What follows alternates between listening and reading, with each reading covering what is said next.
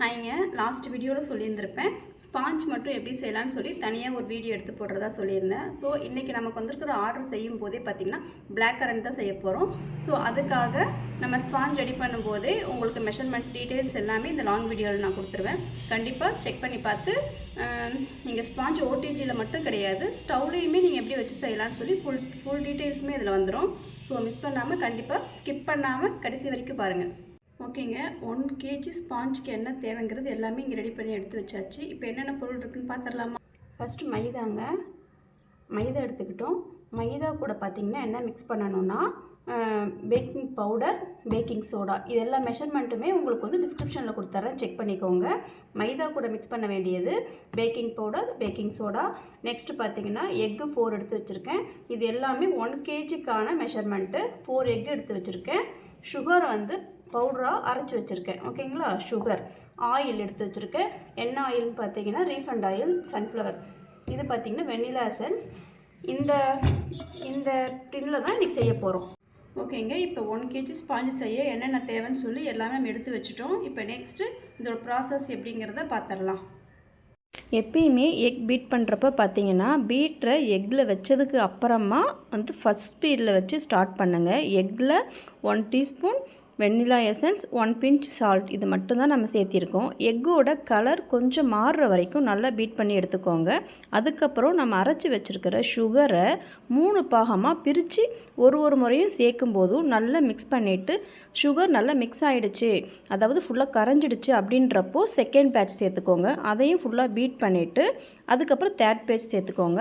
அதுக்கப்புறம் பார்த்திங்கன்னா உங்களுக்கு டவுட்டாக இருக்குது உள்ளே வந்து ஃபுல்லாக மிக்ஸ் ஆகிடுச்சா, சக்கரை கரைஞ்சிருச்சான்னு டவுட்டாக இருந்துச்சுன்னா ஸ்பேச்சுலா வச்சு அந்த பவுல் ஃபுல்லாக சுற்றி உள்ள வரைக்கும் ஃபுல்லாக கலந்து விட்டு பாருங்கள். அப்போ உங்களுக்கு தெரியும், கொஞ்சம் கெட்டியாக இருக்கிறதும் கொஞ்சம் சுகர் நரன்னு இருக்கிறதும் தெரியும். அப்போது 1 டைம் கொஞ்சமாக வந்து பீட்டர் வச்சு பீட் பண்ணி எடுத்துக்கோங்க. கடைசியாக நம்ம வந்து ஸ்டாப் பண்ண போகிற டைமில் எடுத்து வச்சுருக்கிற ஆயிலை வந்து ஃபுல்லாக சேர்த்திட்டு ஒரு 3 செகண்ட் மட்டும் நீங்கள் வந்து மிக்ஸ் பண்ணிவிட்டு எடுத்துடணும். ஆயில் போட்டதுக்கப்புறம் ஓவராக பீட் பண்ணக்கூடாதுங்க. 1 kg ஸ்பாஞ்சுக்கு தேவையான எக்கு பீட் பண்ணி எடுத்துகிட்டு வந்துட்டோம். இது கூட நம்ம எப்படி இந்த ட்ரை இன்க்ரீடியன்ட்ஸ் எல்லாம் மிக்ஸ் பண்ண போகிறோன்றதை நெக்ஸ்ட்டு பார்க்கலாம். விஸ்க்கு கொஞ்சம் பெருசாக இருந்தால் நல்லாயிருக்கும். என்னோடய பெரிய விஸ்க் பார்த்திங்கன்னா எங்கேயோ மிஸ் ஆகிடுச்சு. ஸோ இது பார்த்திங்கன்னா சின்னது தான், இதை வச்சு தான் நான் அட்ஜஸ்ட் பண்ணி செஞ்சிட்ருக்கேன். ஒன்றும் பிரச்சனை இல்லை, செய்யலாம். ஆனால் கொஞ்சம் பெருசாக இருந்துச்சுன்னா நமக்கு கொஞ்சம் மிக்ஸ் பண்ணுறதுக்கு ஈஸியாக. இப்போது நம்ம பீட் பண்ணி எடுத்து வச்சுருக்கிற எக்கு கூட பார்த்திங்கன்னா maida, baking powder, baking soda 3யுமே ரெடி பண்ணி வச்சுருக்கோம். இதை பார்த்திங்கன்னா ஒரு 3 டைம் சலித்து எடுத்து வச்சுக்கணும். இதை ஒரு 4-5 பேட்சாக பிரித்து கொஞ்சம் கொஞ்சமாக நம்ம எடுத்து வச்சுருக்கிற எக்கில் மிக்ஸ் பண்ணிக்கலாம். நீங்கள் டோட்டலாக கொட்டிட்டீங்க அப்படின்னா உள்ளே ஃபுல்லாக கெட்டி ஆகிடும். ஸோ மிக்ஸ் பண்ணுறது ரொம்பவே சிரமமாக இருக்கும். அதனால் பார்த்திங்கன்னா ஒரு 4-5 டைமாக பிரித்து சேர்த்திக்கோங்க. ஒரு டைம் சேர்க்கும்போது கொஞ்சம் கொஞ்சமாக மில்க் சேர்த்திக்கோங்க. மில்க் பார்த்திங்கன்னா ஒரு 50 மில்லி, அதாவது 50 ml நீங்கள் எடுத்து வச்சுக்கிட்டீங்க அப்படின்னா அதை நீங்கள் ஒரு பேட்ச் சேர்க்கும்போதும் கொஞ்சம் கொஞ்சமாக சேர்த்திக்கோங்க. அதே மாதிரி மிக்ஸ் பண்ணுறப்போ ரொம்ப ஸ்பீடாகவும் நல்லா அழுத்தம் கொடுத்தும் பண்ணாதீங்க. எவ்வளோ மெதுவாக ஸ்லோவாக ஹேண்டில் பண்ண முடியுமோ அந்த அளவுக்கு தான் மிக்ஸ் பண்ணணும். உங்களுக்கு பார்க்கும்போதே தெரியும் நான் எவ்வளோ ஸ்லோவாக எடுத்து அதை மிக்ஸ் பண்ணுறேன் அப்படின்னு. இருக்கிற எல்லா மாவையுமே ஃபுல்லாக போட்டு மிக்ஸ் பண்ணதுக்கப்புறமா நம்ம மீதம் வச்சுருக்கிற மில்க்கையும் சேர்த்திட்டு விஸ்கில் வச்சு லைட்டாக மிக்ஸ் பண்ணிவிட்டு அதுக்கப்புறம் நீங்கள் விஸ்கை எடுத்துட்டு ஸ்பேச்சுலா வச்சு சைடில் இருக்கிற ஃபுல் மாவையுமே எடுத்து விட்டு கட் அண்ட் ஃபுல் மெத்தடில் நீங்கள் மிக்ஸ் பண்ணிவிட்டு அதுக்கப்புறம் நம்ம எடுத்து வச்சுருக்கிற கேக்கோட டின்னில் வந்து நம்ம ஃபுல்லாக ஸ்ப்ரெட் பண்ணிக்கலாம். 1 kg கேக்குக்கு 500 கிராம் தான் நம்ம வந்து ஸ்பாஞ்சு செய்யணும். 1/2 kg தான் ஸ்பாஞ்சு வரணும். எந்த பார்த்திங்கன்னா 180 கிராம் எக்ஸ்ட்ரா இருக்குது.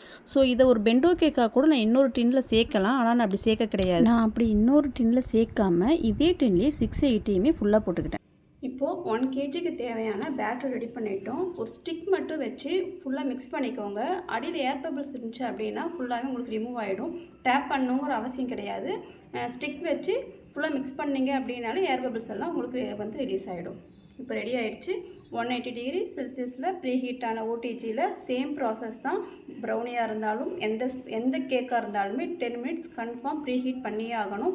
பண்ணதுக்கப்புறம் பார்த்திங்கன்னா இதுக்கும் 35 to 45 எடுக்கும். ஒவ்வொரு ஓடிஜிக்கும் டைமிங் கொஞ்சம் முன்ன பின்ன மாறும். நீங்கள் ஒரு 2 டைம் பண்ணி அதாவது செஞ்சு பார்க்குற வரைக்குமே நீங்கள் வந்து ஒரு 5 மினிட்ஸ்க்கு முன்னாடியே செக் பண்ணுறது கொஞ்சம் கரெக்டாக இருக்கும். இப்போது டின்னில் இருக்கிற பேட்டரை ஒரு ஸ்டிக் வச்சு மிக்ஸ் பண்ணிக்கலாம். 5 மினிட்ஸ் நம்ம பேக் பண்ணி எடுத்துக்கலாம். ஸ்பாஞ்ச் எப்படி வருதுங்கிறத கொஞ்ச நேரம் வெயிட் பண்ணி பார்த்துடலாம். ஓகேங்களா?